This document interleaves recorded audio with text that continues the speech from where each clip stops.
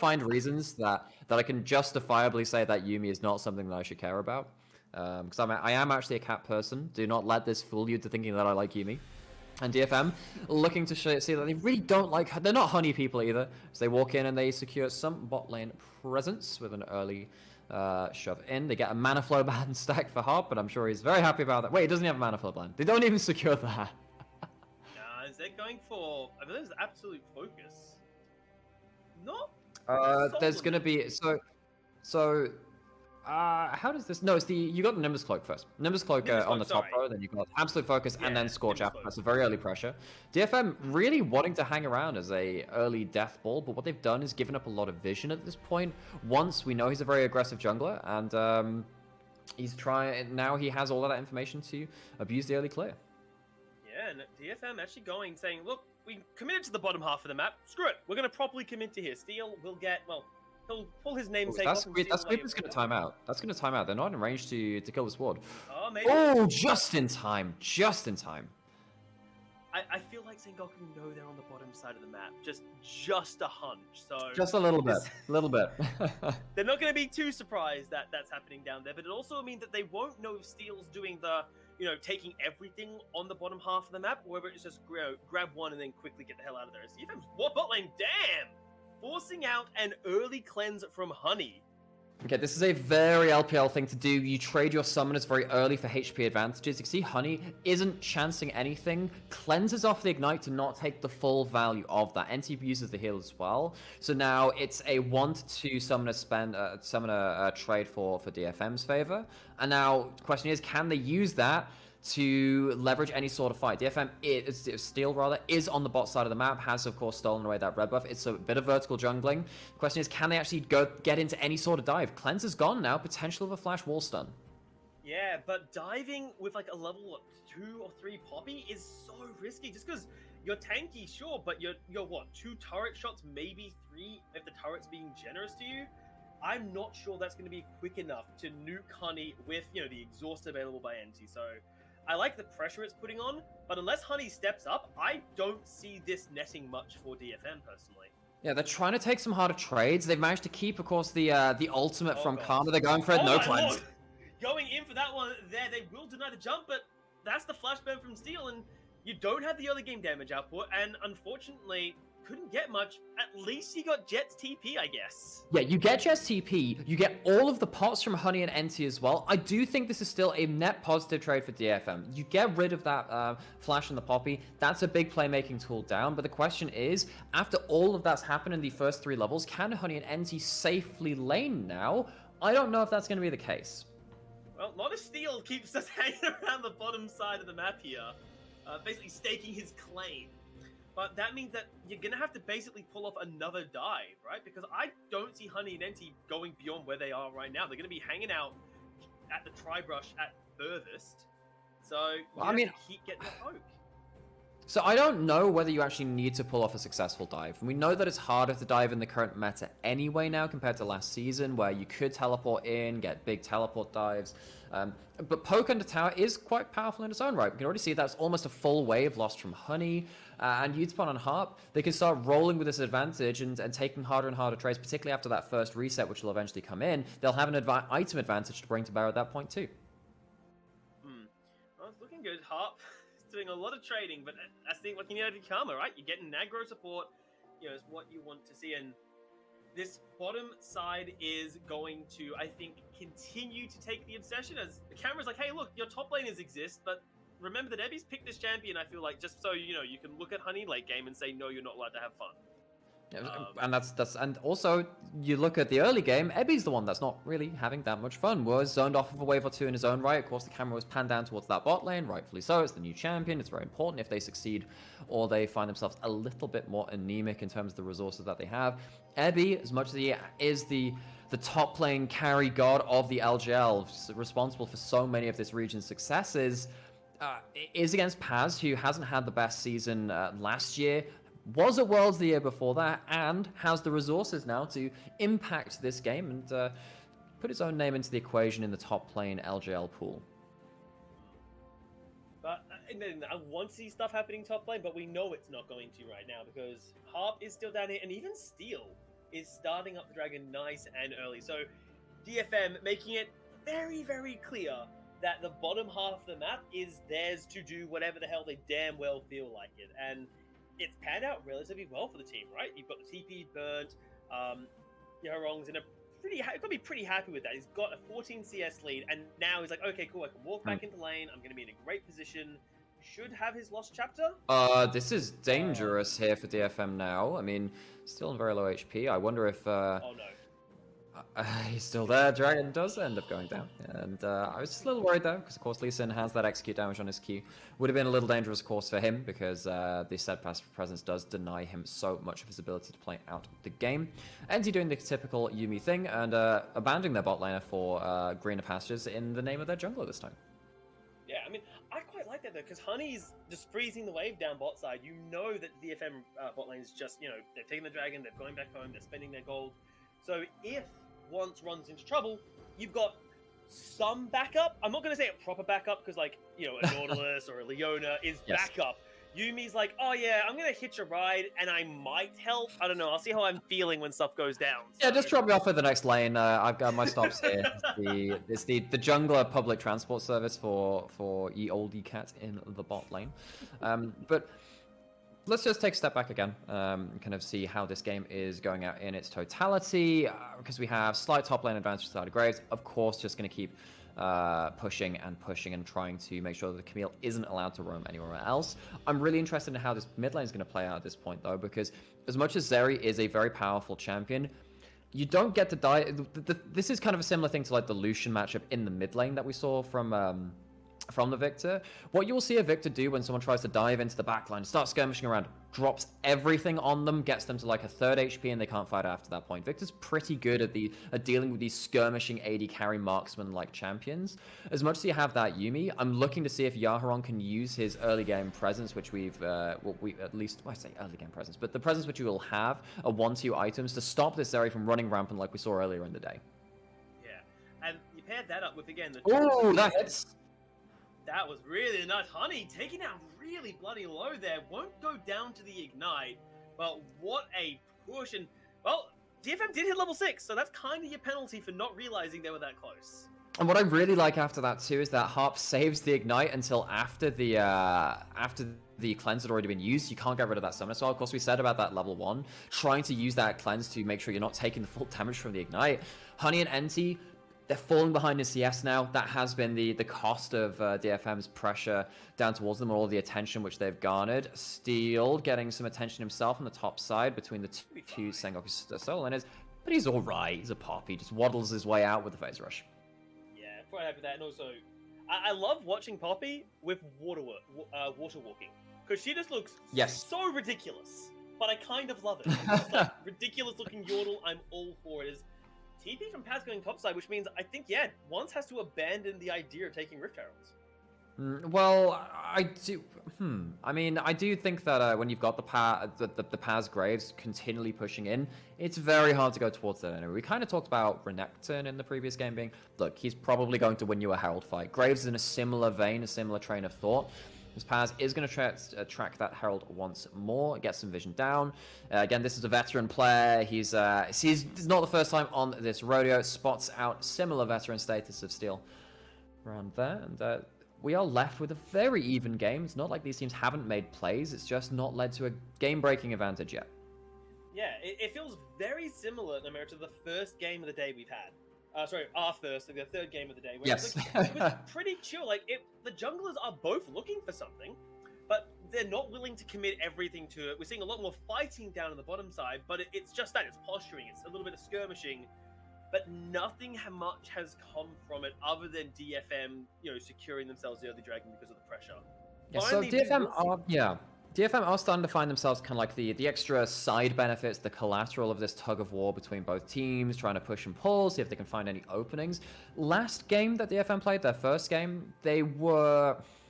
How do I say this? They were not as clean maybe as we would like to see from them, but then again, they are a new squad coming together. They had to kind of brawl it out in the mid and late game. It did come down to team fighting. I'm wondering if this is going to happen again. One's going to get grounded, but nothing going to come from that. It's a Herald and out from DFM. Very quick and easy. They have themselves an objective to play with. Yeah. And now you've got to ask that question for DFM. You've committed your resources. You were successful in getting yourselves that Herald. Where are you dropping it? Because my gut instinct is always drop the first Rift Herald mid, get some turret plates from your mid laner, and it also weakens the turret so that, you know, you can get that early tier 1 in the mid and just open up the map a little bit. Is that an option for DFM here, or is a side lane might be a little bit better? Normally you want to, yeah, I mean, I think that if you can ever get a good opening into that mid lane, very valuable objective, you're completely right. Normally I like to see second Herald do that because teams are normally in position to defend the first one a little more. In terms of the plates, I often see it more bot lane, trying to give it to those AD carries. Something like a Varus, if they do get ahead of the curve, can be quite difficult. I think in this game, I'd love to give that goal to the victory either way, though, so it does come back to that mid lane. I think Yaharong has a lot of responsibility this game for keeping these shorter range champions from Sengoku at bay. They are a very low range comp. Victor loves playing into them. Wants gonna go for a kick and doesn't go for it. Doesn't manage to land X the flash away. Yeah, really good job from Harp. Not even taking the chance to be like, oh, you might kick me, you might mess it up. Doesn't even take that consideration. Immediate flash. I really respect love that flash. coming out. I like that. It's respect. Don't let it happen. You're gonna die otherwise. No point in giving up freebies, especially giving more gold over to that bot lane. If you, well, considering most of the early game has been DFM trying to deny that. Works against their game plan were that to happen. So, early dragons split one apiece. Normally we talk about dragons and early dragon stacking if it ends up being 2 to either side, but both teams kind of splitting the difference on that. So, for all intents and purposes, across the entire map, we have very, very even nature of this game, and it's going to come down to those first big mid-game team fights. Yeah, and, well, Paz, I'm going to look at items a little bit. Paz has that early hull breaker, which is kind of what we were expecting, right? He wants to spend the whole time shoving the lane in, and Ebby...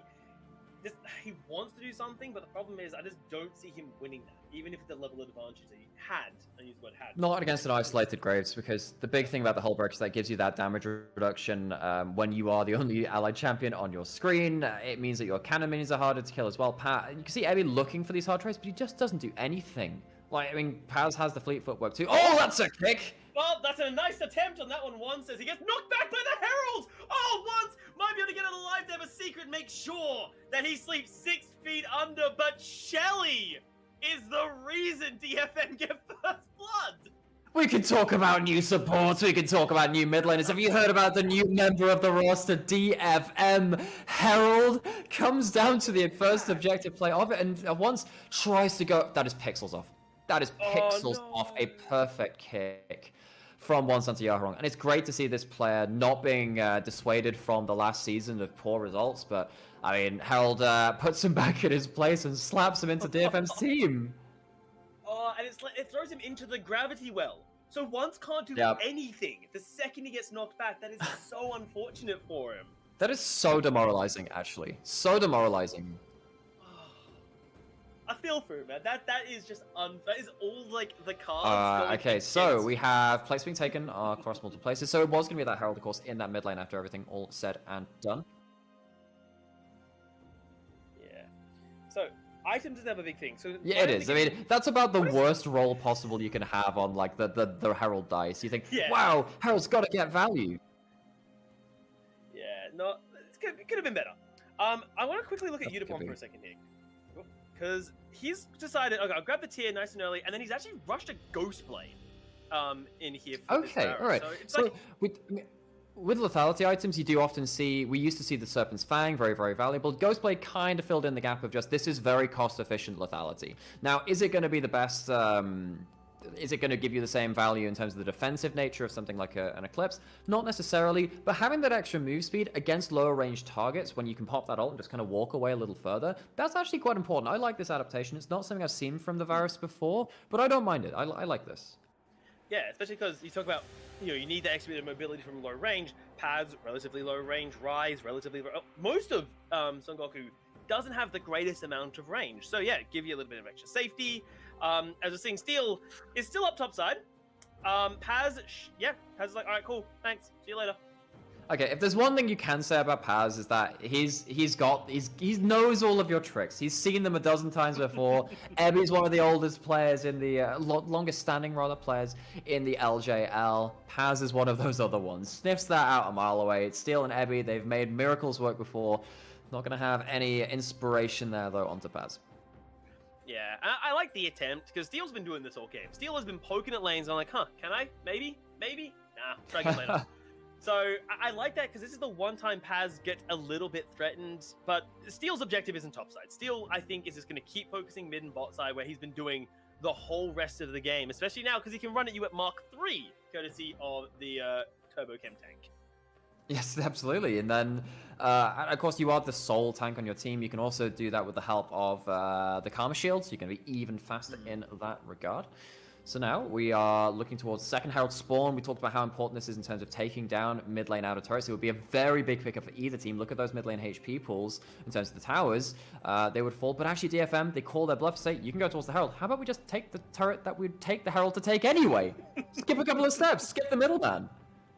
Yeah, you're both trying to outplay each other, and then simply DFM's like, wait, we can literally just press the button. Problem solved. Secure that one, and one's like, well, I'll get revenge. At least try to get a little bit of revenge for the Rift Herald that bullied him into first blood. So, and this time it's personal. Yeah, this time he's not messing around, but this should get him the Rift Herald, and then honestly, Sengoku can be like, okay, cool, you take an our turret, we can take yours, and just a little bit of trading coming in from both of these teams, and the game continues to be, I'm gonna say, nice and passive. Honestly, neither of these teams look really like they need a, they're pressing the oh crap, let's end things now button. For sure. I don't think either of these teams wants to overforce on plays, particularly when you've got 4 teleports on the map. We're not as used to seeing that nowadays. We will often see some ghosts hanging around, an ignite or 2, something like that. But both these teams willing to play reactively, play towards that late game, scale up on their solo lanes and see if they can, again, play that tug of war across the map. And currently, looks like DFM are losing that horribly in that mid lane. Going to lose 2 towers, one in the top lane, one in this mid lane. And Sengoku find themselves actually at a pretty good map state now. You've got a lot of vision on top side. You have the towers down to sustain that vision too. You can see Yoharong doesn't even feel safe right now to walk up to the tower. Does actually end up doing so after this point. But you can see the respect which he has to give this tower. And I like that. That's showing, yes, does backing away doesn't quote unquote help him, but it's the correct decision because he's like, okay, there's a chance you'll dive me. I'm not even gonna take the risk that you're there. And rightly so, once was, backs away, doesn't even go down for it, and it's like, all right, sweet, got my needles with a large rod, let's get back into things. As Ebby has backup, but I feel so bad for him. Like, you know, he's this guy in the side lane, like, I'm trying to help out the team the best I can, but realistically, Ebby, your job is to find honey and press your R key. That is At your some entire point... job in this game. Oh man, the great Ebby reduced to this. And speaking of Honey, we found him. He's in the mid lane. Good job. We've done it, chat. And Honey has built up the Triforce. Just a reminder. I mean, if you didn't watch the LEC run, I did a Telestrator breakdown of this champion. Managed to stack that Triforce so quickly. Paz looking to make sure that Ebby's held accountable. Looks like this 1v1's ending there. But yeah, this one item spike, really important for this area. So just keep your eyes on that champion because they utilize the Triforce and stuff like the Black Cleaver very effectively with their multi-hit Q. Yeah. I was really hoping, honestly, that Ebby would get a solo kill. I don't know why my gut told me that, but my gut's like, come on, Ebby, you can do this, buddy. I believe in you. I mean, it's Tabby Hullbreaker. That is the ultimate like solo kill blocking potential. It's just like, sweet, you hit me. I've got I'm gonna hit your turret now. Thanks. Cool. Walk away with that well-earned prize. So Sengoku now they have 3 towers down across the map. That's all 3 outer turrets down. You get to push in further. Get to take some of those that vision. Ebby going up to try and use his passive. Once looking for the play. They're really hungry this from Sengoku here. Committing 3 minutes. They should be able to get a turret. Ebby needs to be a little careful. The TP, they actually want to commit to this one. Once is locked in, but a counter TP coming in for the side of Sengoku. DFM have to be a little careful, but some nice damage from Yoharong will force Sengoku to fully retreat despite having the man advantage.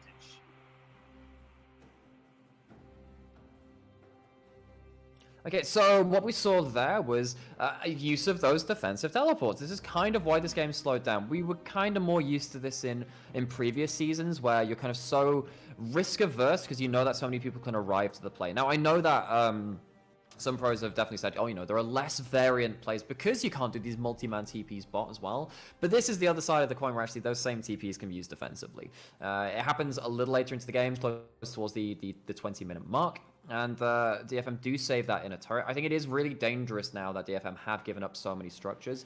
A lot of open ground exists on Summoner's Rift now. Most of the outer towers are down. There's literally only one left in the bot lane outer turret for Sengoku, which means that the vision is going to become more intricate. It can be more wide-ranging. These wards are going to be harder to clear out. Watch for those lapses of vision. That's where the game is going to be played around, particularly with a lot of these picked champions, with realm warps, with hook shots on the other side. That's what I see the game evolving towards. Yeah, and with that sort of game style, I actually really like the Sengoku just because oftentimes when you send your jungler to go get vision, you need to send backup. Well, backup is quite literally sitting on him in this form of Enti. So if once does get caught out, yeah, you've got in case something goes wrong, cat. That is the solution to all problems that you may face on Summoner's Rift. In trouble, cat. Want to get some backup, cat. Cat. Well, glad we're all on the same page here. This is what this champion does. I mean, of course, Yubi can struggle to back up the vision game herself. You're not something like a Leona or a Braum, far from it. You don't really get to walk up and put down your own wards. Jet gets to walk up and take down his own tower, however. Yeah, should be able to. Ebi can't hold this. Turret will fall, and Sengoku get another global structure. Now doubling the turrets, and DFM clearly aren't too happy about that. That's the odds. Jet gets put into the ultimatum here. The rest of DFM will eventually arrive. Ebi shouldn't go down just yet. Paz, though, diving into the backline. They're not able to get the collateral damage output. And now DFM backing away a little bit. Sengoku like, oh, do we want to take this, honey? Just jump over the wall, buddy. You're basically Talon at this point, so you should be able to get it there, no issues. And only one member falls.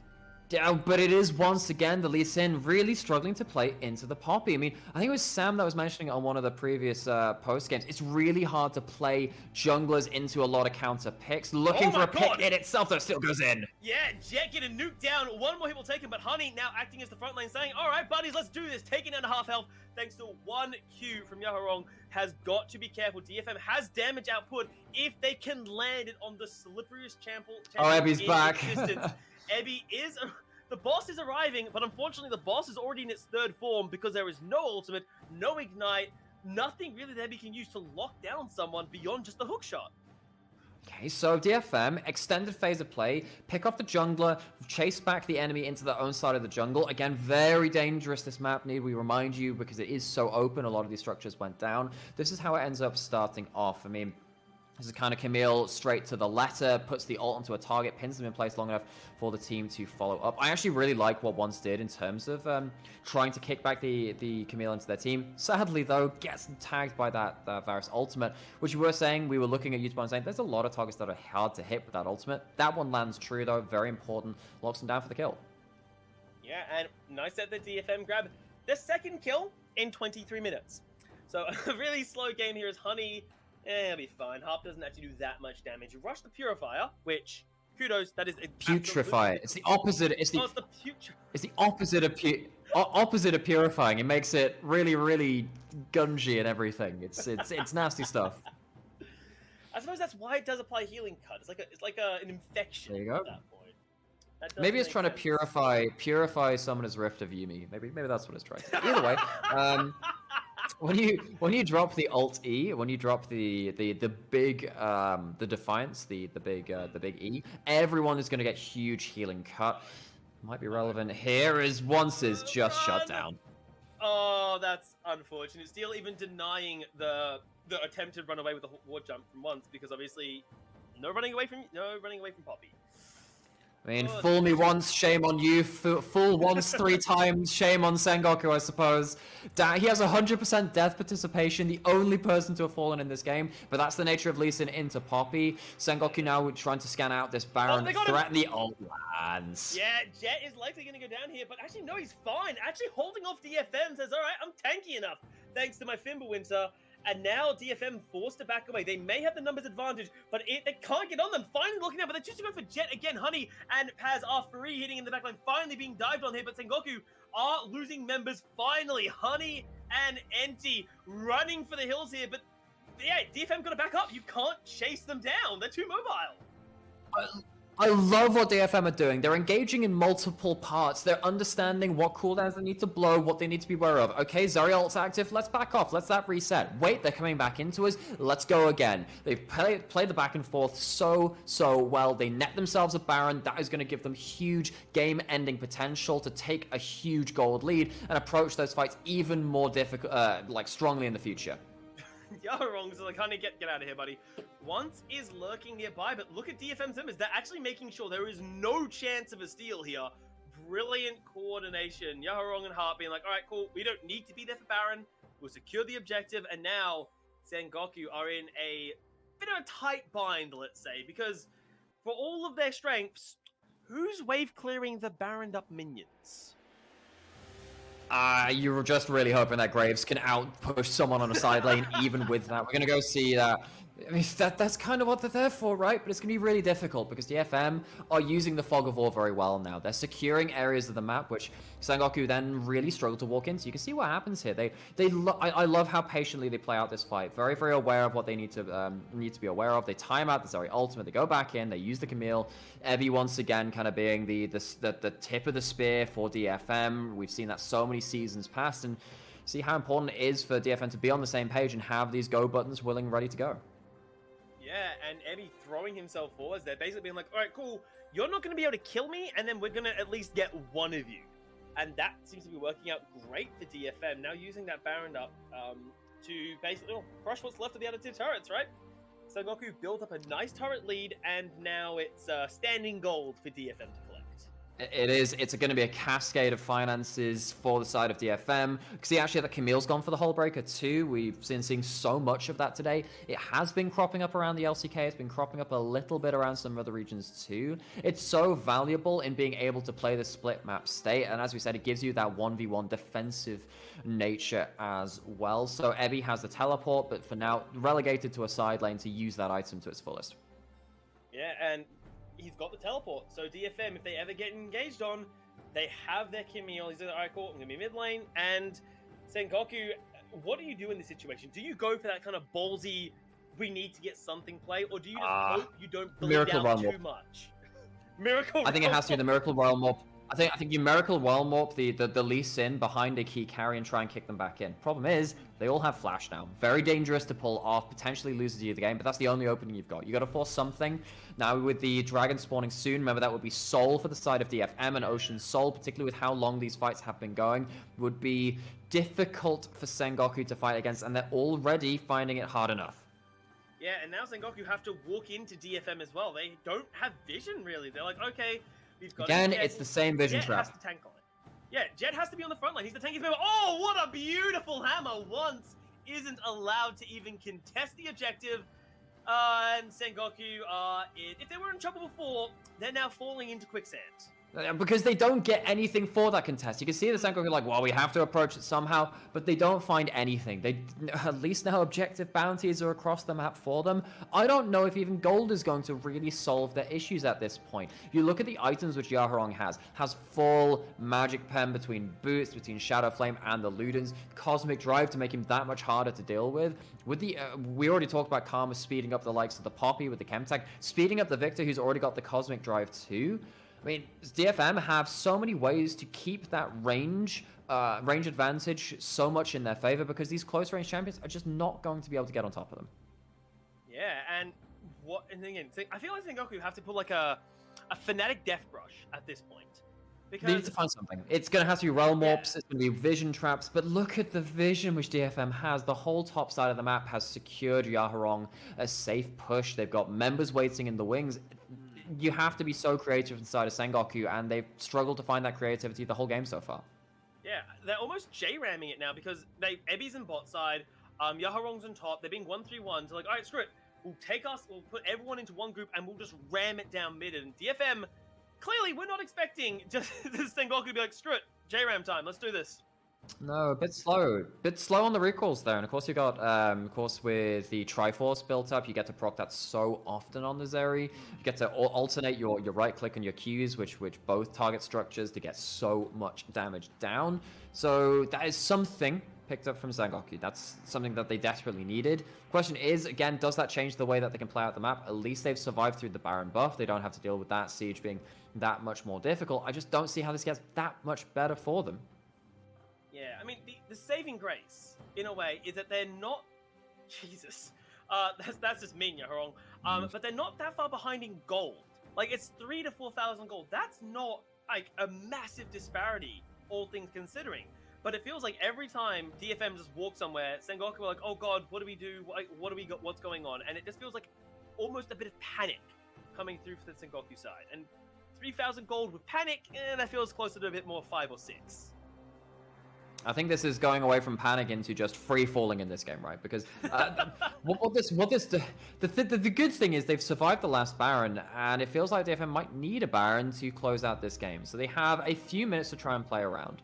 They need to not get picked off themselves. It's very difficult for them to play and even get jungle camps or the like while they've lost all of this vision. Sengoku have failed to get a single kill this game. It's 31 minutes in, unless we hark back to that other low kill game from last year, which Sengoku were involved in, the Battle of Sengoku Burning Core. The main casualties were Midnight and Nightmare that were casting that game. We're actually the ghosts of them now. But Sengoku, make no mistake, they do look better than they did last year. They did look up towards the end of last split, but this is not a result that they're going to be particularly pleased with. It felt like they had the composition to play around. It felt like they had the creativity and the tools to make plays, but they're going to have to look for something more now, and they're failing to find it yet again. Yeah, I mean, well, Once is definitely the issue is getting caught out, and over-aggression from Once. You talked about it before the game. He can be your best friend, your biggest demon, and finally dives in from Eddie. He is not going to go down. There's a lovely hammer, kicks him into the backline. Their DFM only got 1 kill, but it's the jungler who is funny. Honey onto the front line there, needs to be careful. Harper gets some nice damage down. Steel is running forwards on the little Yordle legs, but DFM cannot get onto Sengoku, and they're like, all right, screw it. Baron, we're out of here. Okay, but they're playing the vision trap again. Sengoku looking to push up mid. They realize they can't walk into it. DFM, if they get this Baron, for me, that's the game pretty much done at that point. Anyway, we said it might have to last another Baron. They're going to shred through this. There's no smite on the table. So Sengoku not able to take that one away. They're not going to get themselves objective bounty this time either. No inner turrets, rather, for them to crush through. They have to get towards the inhibitor turrets, and they would be a step too far. So DFM going to reset, going to buy up their last items and look for that death push. Yeah, and DFM are in a pretty commanding position here, and part of the reason I want to say this is because Sengoku, with the likes of the Zeri, I feel like you have to be getting ahead as Zeri. Like, going even, not a disaster, right? But I feel like you have to go ahead, and unfortunately, Honey and NT are basically cosplaying Evelyn. Look at their scores. They haven't been in... like... You're absolutely right. No, and Honey is a player who's so used to deciding the game one way or the other. On the Jinx, on the Aphelios, on the Varus, you give him anything and he blows up the game with it. Yeah. This feels like the kind of game where, I mean, the Zeri, it feels like Kassadin, right? Where it will eventually come online and be so dreadfully awful to try and play against. Maybe not in the same way in terms of the damage, in terms of like level 16 Kassadin is so hard to play against, but Zeri has to have a good composition to play into, same as the Kassadin, right? You pick for the enemy team, not necessarily for the lane. And it feels like Honey has just not been able to play into this team. Particularly the Victor has seemed to be more of an apt answer, where you just drop all of your damage onto them and they have to run out from that point. Sengoku calling DFM's bluff, trying to stick in this mid lane, but I feel like with the Hull Breaker buffing up that cannon's tankiness, DFM just win this race straight out. They have Baron. Sengoku, you They're can't Baron. They have a Hull Breaker. He has Baron. What are you doing? You gotta get back home now. Because DFM are just gonna go to end. Like, they're not gonna wait him around. Why is no... Like, Honey, you have to start trying to recall because the Elder's spawning. They're calling the bluff. The Elder was spawning. Sengoku fought for the bait, but they're gonna end the damn game. DFM, they have been flanked though. This is a full pincer. They need to be careful. They go back out. No, I think you commit to the end here as DFM there. Once has to be careful. DFM filtering out, saying, what are we going for? You have caught out Ebby. Ebby's pretty damn tanky though. He's not the target. Finally committing to the fight. The hammer comes through. They do get Ebby, however. DFM, they were not able to use that Baron to end Sengoku.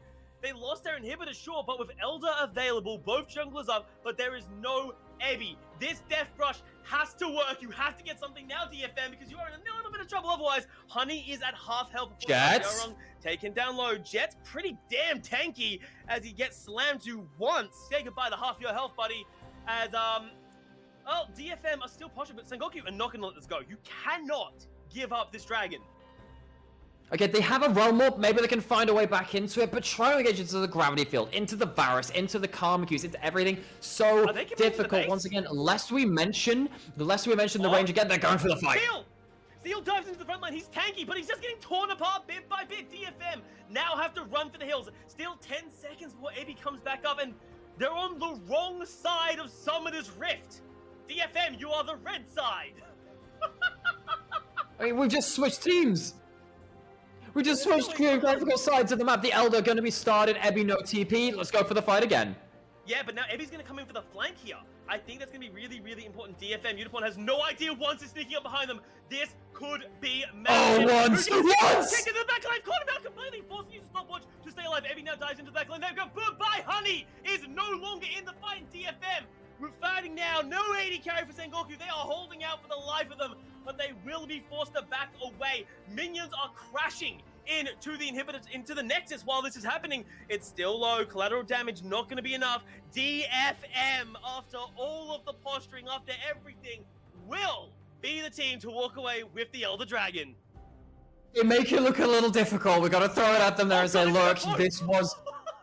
Both Nexus turrets are gone. When you have a super mini wave in a side lane, it does crush through those turrets. Once for the first time this game finds a way into the backline without the Poppy just blocking him off and finds the Varus.